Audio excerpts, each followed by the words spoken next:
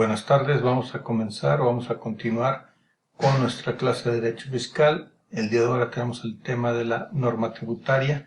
Es muy importante que vayan viendo todas las presentaciones y las lecturas que se les están estableciendo para que podamos seguir avanzando.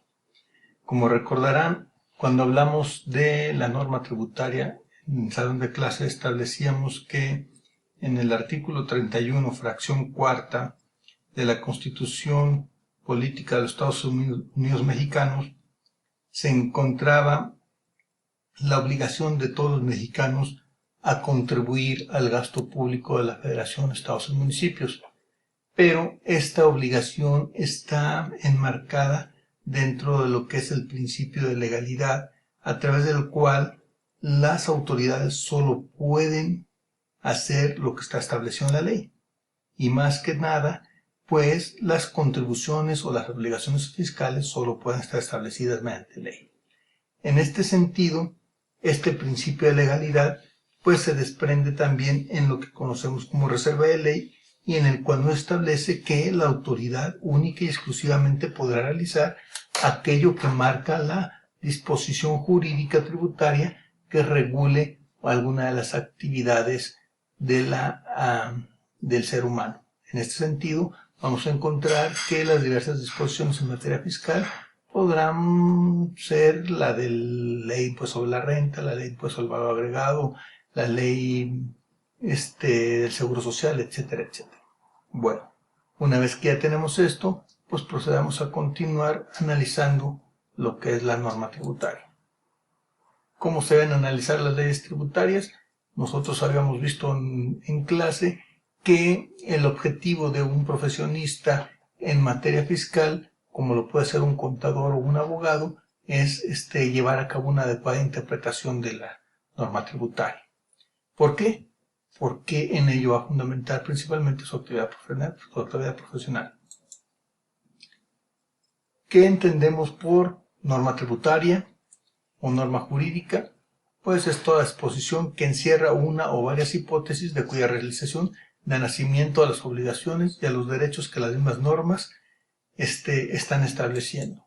En este sentido, vamos a encontrar que estas disposiciones jurídicas pues son mandatos generales que la autoridad va a asignar o va a establecer a cargo de los contribuyentes, sujetos pasivos. El sujeto activo va a ser siempre el Estado y tiene el derecho a percibir el tributo o bien a exigir el cumplimiento de las obligaciones que generarán el pago de los tributos. Y por el otro lado, el sujeto pasivo va a ser el obligado de llevar a cabo el pago o la realización de las obligaciones que le marca la ley. Una disposición jurídica es una unidad básica en la que un orden jurídico es dividido. En este sentido, encontramos que cada ley tributaria vigente se encuentra dividida en unidades básicas o artículos, y cada artículo pues deberá ser interpretado de la manera adecuada de acuerdo a lo que venga establecido en la misma y de acuerdo a una metodología muy específica para poder interpretarla de manera adecuada. Toda disposición jurídica prescribe cierto comportamiento como obligatorio en ciertas circunstancias, toda vez que la expresión de la voluntad del legislador de que ciertos actos deben ser realizados por ciertas personas ante ciertas circunstancias. Por lo tanto, tendremos que ver que para que la autoridad pueda llevar a cabo la exigencia o la solicitud del cumplimiento de una obligación, pues primero tendrá que estar establecida en ley. La formulación de la ley, pues hemos visto que para que se formule la ley es necesario que surja del Congreso de la Unión a partir de la Cámara de Diputados, que es la Cámara de origen, después a la Cámara Revisora, que sea la de Senadores, para que después sea publicada y ejecutada por el Ejecutivo, en este caso el presidente. Aquí lo que tenemos que tener en cuenta es que en la formulación de las leyes tributarias se tiene que atender a la generalidad. No puede establecerse impuestos únicos y exclusivamente casos individuales, sino que todos aquellos que realicen un supuesto jurídico contemplado en la norma estarán obligados a el cumplimiento del pago de la contribución o al cumplimiento de la obligación tributaria. Es importante que la autoridad debe respetar en todo momento los principios básicos del derecho, Por lo tanto, eso dará garantía y certeza jurídica a los contribuyentes de que los actos de autoridad se están apegando a derecho. ¿Cómo vamos a interpretar las normas tributarias?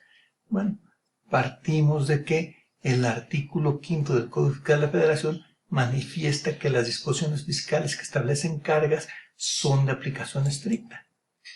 ¿Qué se entiende por establecimiento de carga? Pues bueno, toda aquella disposición que haga referencia al objeto, sujeto, base, tasa o tarifa dentro de cualquier disposición, pues obviamente serán de interpretación estricta. En atención al artículo 5. De prima facie, vamos a entender que en este tipo de disposiciones solo existe un único significado y por lo tanto no cabe interpretación diversa por parte del legislador, por parte de la autoridad o por parte de los abogados o de los profesionistas. En materia de impuestos, la interpretación debe ser estricta cuando estamos refiriéndonos a los elementos de la contribución. Si no se hace de esa manera, se estarán violentando los artículos 14 y 16 constitucionales por parte de la autoridad, y si es por parte del sujeto pasivo, pues simple y sencillamente no dará lugar, puesto que está prohibido por la propia ley. El sujeto pasivo no debe interpretar las disposiciones tributarias a su antojo, primero porque no tiene conocimiento para ello, y segundo porque, como manifestábamos, el Código Fiscal de la Federación lo tiene prohibido. ¿A qué se refiere cuando hablamos del sujeto? Sujeto: todas aquellas disposiciones que contengan un vocablo donde se enuncia un sujeto de derecho. Ejemplo: autoridades, importador, transportista, profesionista. Aquí estamos hablando tanto de sujetos activos como de sujetos pasivos. Aquellas disposiciones que manejan el vocablo autoridad, administrador, verificador hacen alusión a sujeto activo, a la autoridad. Entes que puedan exigir el cumplimiento de una obligación en ejercicio de una potestad tributaria que tienen y una facultad que tienen para llevar a cabo su función tributaria. El sujeto activo es aquella entidad que puede ser titular de derechos y obligaciones para, evidentemente, exigir el cumplimiento de las obligaciones a los contribuyentes. En este sentido, las autoridades tienen que estar autorizadas, facultadas, para que puedan llevar a cabo esa exigencia o esa exigibilidad de las contribuciones a los sujetos pasivos, en lo que conocemos como competencia y capacidad.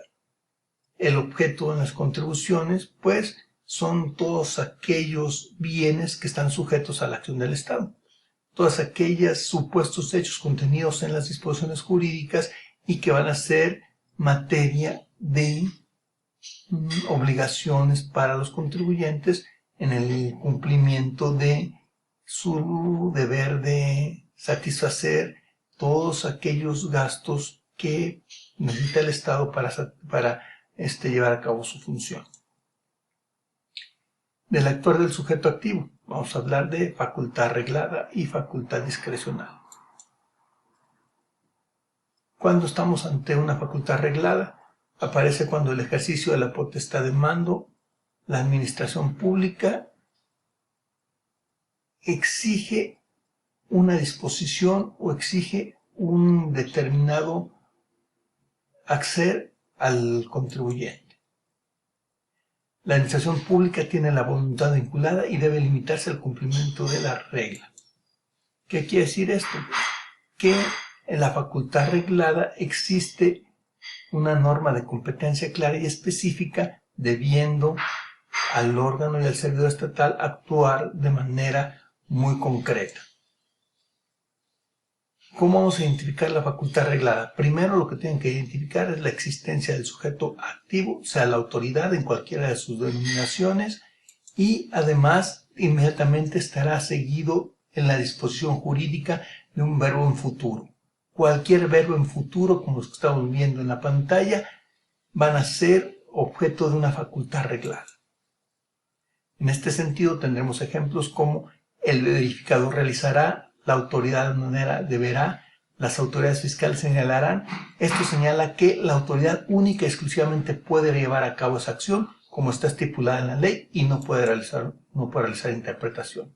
Facultad discrecional, por el contrario, son aquellas situaciones en las que la autoridad puede establecer un margen de apreciación y en la cual puede decidir si lleva o no lleva a cabo lo que está establecido en la norma de acuerdo al contexto en el cual se esté manejando. La facultad discrecional es aquella que tienen los órganos estados para determinar su actuación o abstención y si deciden actuar, qué límite le darán a esta actuación. En este sentido hablaremos de una facultad discrecional cuando, en este caso, la autoridad la podamos identificar claramente en la norma tributaria, pero seguida de el verbo en futuro de podrá. De tal manera que si encontramos la autoridad podrá, estaremos ante una facultad discrecional. El sujeto pasivo. Una vez que ya identificamos al sujeto activo con la facultad reglada y discrecional, el sujeto pasivo lo identificamos con derechos y obligaciones. En la relación jurídico-tributaria, al obligado suele llamarse el sujeto pasivo y tiene la obligación de pagar los tributos o contraprestaciones establecidas en la ley. Precisar el derecho es sencillo, pues se identifica con el vocablo podrán o podrá. Así, cuando le dijéramos en la disposición jurídica el contribuyente podrá, pues en este caso estamos estableciendo que es un derecho para los contribuyentes. Aquí lo que vamos a identificar es que el sujeto pasivo tiene derechos u obligaciones. Cuando va el sujeto pasivo seguido del verbo en futuro podrá, hablamos de derechos. Cuando la obligación se edifica con otros vocablos como otros verbos futuros como será, deberá, será, estará, realizará, entonces estaremos hablando de obligaciones. Por lo tanto, concretando, sujeto pasivo más verbo en futuro podrá es igual a derecho. Sujeto pasivo más cualquier verbo en futuro que no sea podrá, estaremos hablando de obligaciones. Condición. Aquello que debe suceder para que otra cosa pueda pasar. También se le conoce como requisito de procedibilidad. Vamos a identificar las condiciones siempre que encontremos los siguientes vocablos. Solo que, a condición que, caso contrario, siempre que. Todas estas situaciones marcan una condición. Por otro lado, tenemos las excepciones. Presupuesto en el cual vamos a ver enmarcado que se permite no cumplir con una parte de la disposición jurídica. Y la vamos a identificar con los vocablos excepto, salvo, entre otros. Entonces, identificando esta situación, encontraremos las excepciones. Por último, para terminar ya con este repaso de la interpretación de la norma tributaria, entonces es preciso establecer, que para poder entender y aplicar de manera adecuada la norma tributaria, tenemos que llevar a cabo una adecuada interpretación de la misma.